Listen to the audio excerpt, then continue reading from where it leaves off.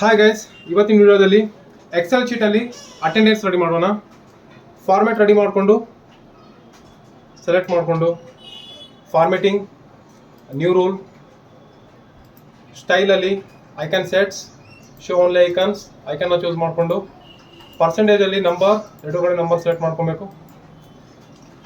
1, 0.5 okay equals count if open bracket location select ಮಾಡ್ಕೊಳ್ಳಿ, comma 1 close bracket enter drag ಮಾಡ್ಕೊಳ್ಳಿ. 1 press ಮಾಡಿದ್ರೆ right mark ಬರುತ್ತೆ, 0 press ಮಾಡಿದ್ರೆ 8 ಈಸಿಯಾಗಿ ಕೌಂಟ್ ಆಗ್ತಾ ಹೋಗುತ್ತೆ. Thank you friends.